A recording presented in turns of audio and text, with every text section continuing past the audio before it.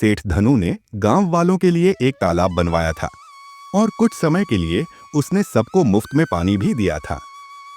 लेकिन जब राजा का दूसरा तालाब सूख गया तो राजा को मजबूरन सेठ धनु के पास जाना पड़ा और सबको वहां से पानी लाने को कहा। इसके बाद सेठ धनु ने बिना पैसे लिए किसी को भी पानी देने से मना कर दिया। दोस्तों, कहानी की शुरुआत होती है जगदलपुर गांव से। जगदलपुर राजा विक्रमादित्य के राज्य में आता था। जगदलपुर में एक धनो सेठ रहता था। धनो सेठ बहुत चालाक और होशियार था। वह राजा से कर्ज ले लेता था और फिर पैसे न होने का बहाना बनाकर उसे चुकाता नहीं था। राजा विक्रमादित्य बहुत दयालु थे। वह धनो सेठ की चालों को जानते हुए भी उसे बार बार माफ कर देते थे। अब कहानी में एक नया मोड़ आता है। राज्य में एक साल बहुत भयंकर सूखा पड़ गया।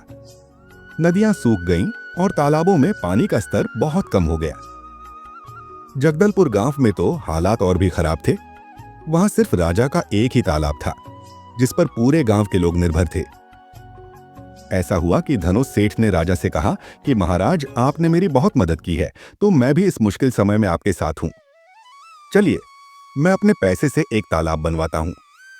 राजा ने धनो सेठ को आदेश दिया और उसने जगदलपुर में एक बहुत बड़ा तालाब बनवा दिया। गांव वालों ने भी उसकी मदद की। कुछ समय तक धनो सेठ ने सबको मुफ्त में पानी दिया, लेकिन राजा का तालाब सूखने लगा। जब राजा का तालाब पूरी तरह सूख गया तो धनो सेठ ने भी अपना तालाब बंद कर दिया और अब वो भी पानी के बदले पैसे लेने लगा। गांव वाले अब परेशान हो गए। उनके पास पानी का कोई साधन नहीं था। धनो सेठ की असलियत अब सबके सामने आ गई थी। इसी बीच राजा विक्रमादित्य को अपने राज्य की दुर्दशा के बारे में पता चला। वह जगदलपुर पहुंचे और उन्होंने गांव वालों को आश्वासन दिया कि वह उनकी मदद करेंगे। राजा ने धनो सेठ को बुलाया और उस पर धोखा देने का आरोप लगाया।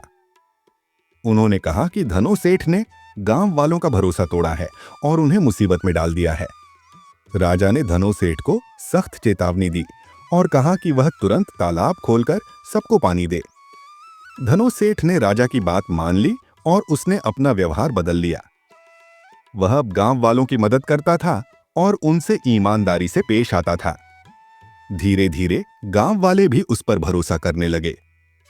इस तरह राजा विक्रमादित्य की बुद्धिमत्ता और गांव वालों की एकता से धनो सेठ को सुधरने का मौका मिला।